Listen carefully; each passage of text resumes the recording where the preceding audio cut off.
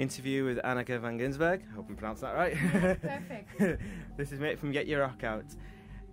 So, just wanted to quickly talk about the album, the new album, The Diary.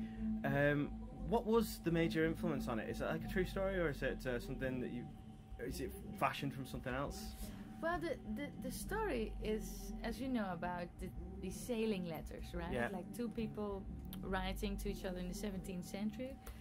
He's at sea for 2.5 years and she's at home, and they write letters to each other.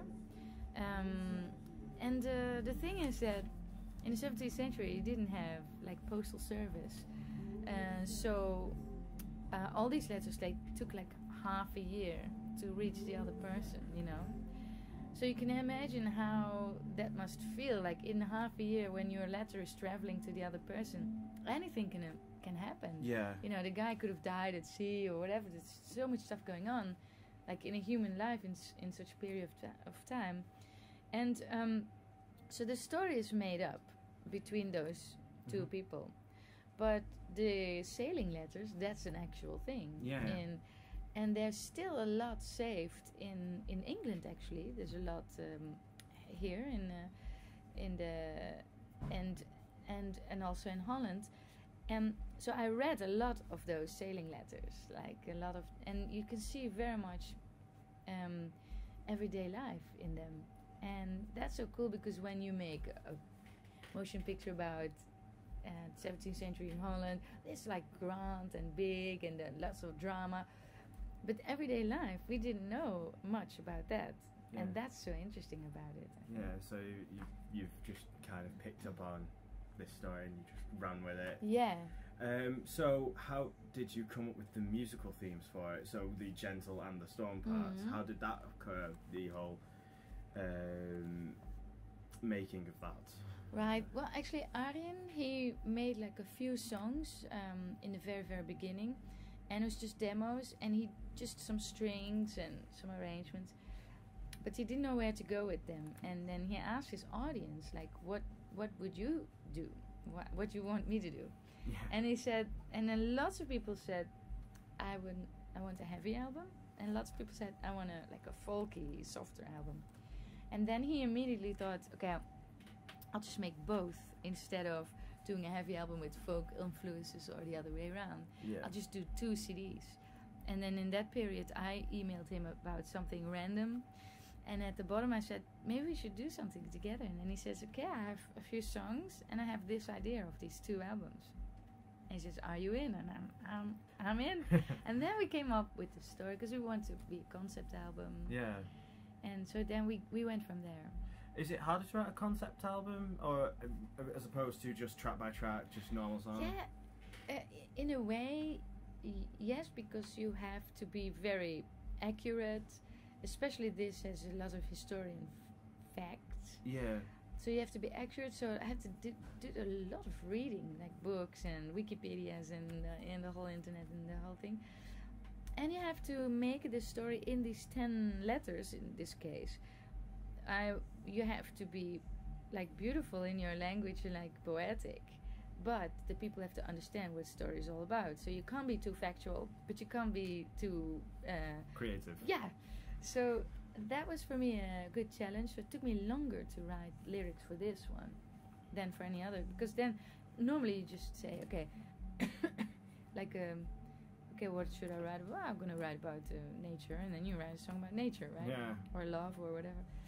And so this was a good challenge, but I liked it so much because it was, for me, it was my first time writing an actual concept album. Yeah. So it's lovely just to have that. Yeah, it's cool. Structure. It's cool. Yeah, that's what's nice about it. The structure, like you said, and to know where you're going. That's nice. That's nice. Yeah.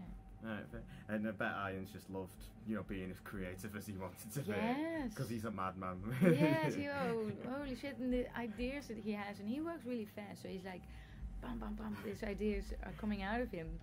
And then when he writes, like, basically it was him writing the music and me writing the lyrics. Yeah. But he comes up with these massive songs, you know? And all these layers, and on the Gentle album there's more than 40 instruments. More, and then the Storm album, you wouldn't believe, it's merely really the band and some additional, you know, strings, things and so on. But the gentle one has like lots of layers. That's why it's so rich. Yeah. And every time I heard the progression is like, in the production is like, wow, it's blowing me away. Still, when we play live, Yeah. I'm always hearing new things, like, holy shit, you know. How's he doing? Yeah. So how has been playing these songs live been? I love it. Yeah, you I just love love hearing them come to life. Yes, that's the thing, and this band is just so good. We can have handpicked the best of Dutch metal players we have, and it's so good. And we have Marcella on backing vocals, while, for instance, she is a lead singer on her own. Yeah, she does amazing stuff. Oh, and she's so good.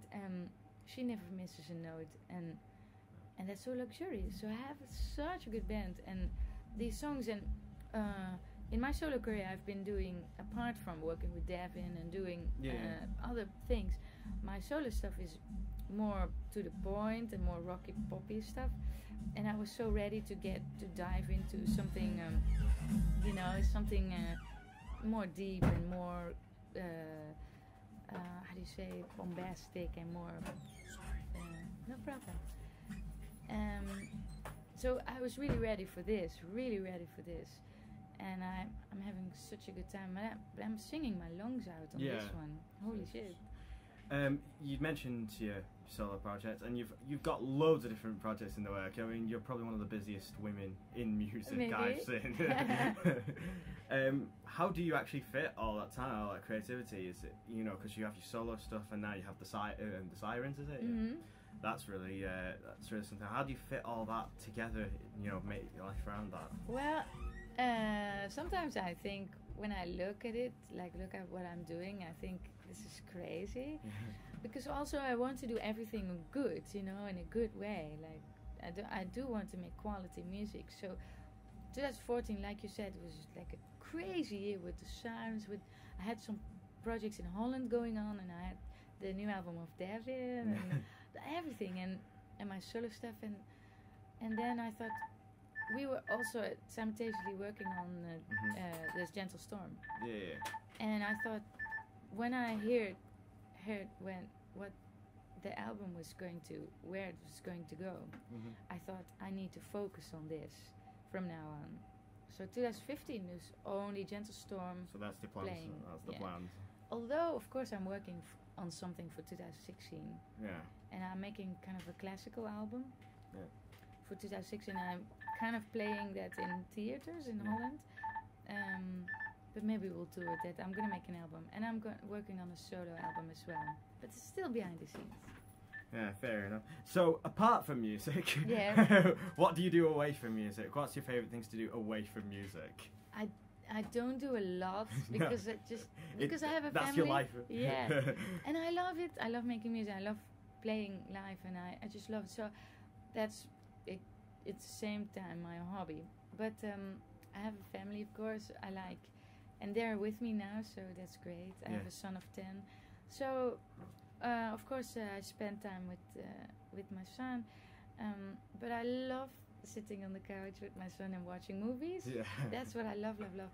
Because when everything is hectic, it's just so nice to be in your jogging pants in the couch.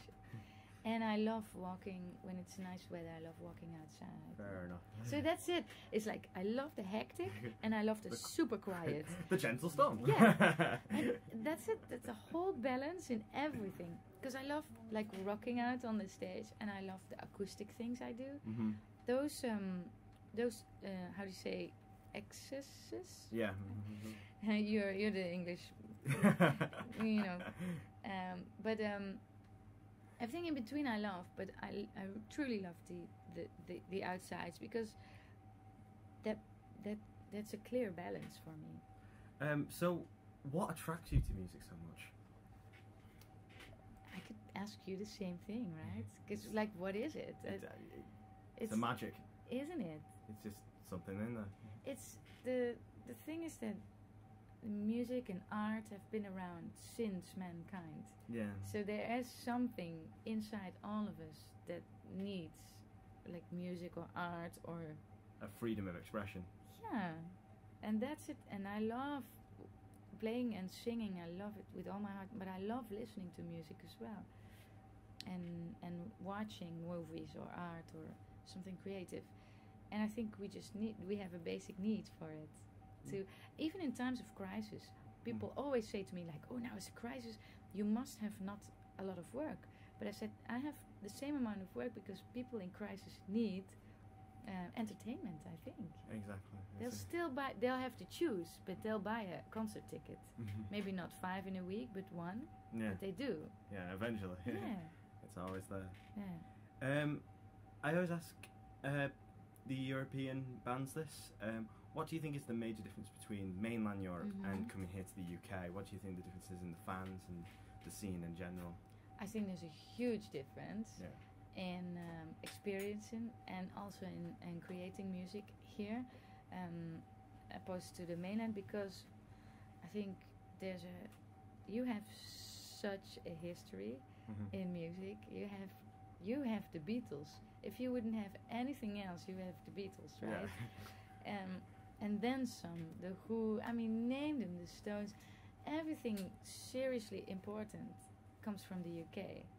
Everything that ever changed musical history comes from the UK. Everything that started metal music comes from the UK. Yeah. And any other genre. So for us, and I know many people in Holland who never played the UK, who only play Holland, and they are big in Holland. Their big wish is to play the UK because that's where it all starts. Yeah. And I think the people the fans or the people who are coming to the show are aware of that, and they live music and they breathe music and they eat it up. And it's for us so nice to play here because the crowd is really into it because it's in their system, right? Yeah. And so that makes a huge difference to any other country in the mainland. Yeah, it's that everyone's always that. Yeah. A question I love to end on. It's always the one I love to end on because I get really cool answers. What is the hardest thing professionally you've ever had to overcome, and how did you overcome it? Wow, that's a good, profound question. There's a few different answers. I've got time. That's so cool. The thing that comes to mind first is me leaving the gathering. Because like you said, it's a professional thing to make choices in your career. But it's also very personal because, yeah, of course, the music is personal, and the people you live and breathe with and tour with and make music with and share your life with, like I did with the gathering for 13 years, that was just such a big part of my life. That was like 70% of my life was that band. And to leave them, although I really felt I had to, and I've never doubted it for a second, and I've never been regretting it for a second, was that absolutely the hardest thing I've ever done. Because I knew everything would change, and I knew they wouldn't like it, and I knew that it would take a long time to get back to being friends and so on, and that was I felt that was really, really hard. So that's and as an outsider you might think, well, it's just a band and it's just music, but it's such a personal, deep choice, isn't it? Because also I chose for myself, I chose for my family, I chose what I wanted to do for the rest of the time to come, and I really felt that I wanted to do all these things that I'm doing now, just to do my own thing and to be on my own 2 feet. So maybe it was also being like leaving a nest, and it was very it struck me like a bomb, you know, that maybe that's not a very good expression, but it was it struck them like a bomb. But it was like that was a profound moment, and because of that being hard, I thought whatever I'm doing now should be very good and very, very how do you say, the word. Oh, my brain. It should be of good quality. Yeah. You know, everything I do now should be really out there, and Yeah. I should better myself as a singer, as a musician, as a mother, as a performer, as everything that I think is important. Everything that's important to you. Yeah.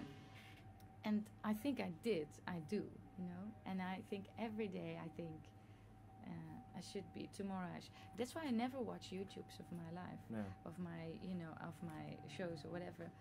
Not really, unless I think I have to learn something from it. Like, okay, let's see how the stage looks with the new band, how I move, how I, and then I learn, okay. But why should I look at something that I think today is going to be better, you know? And so that.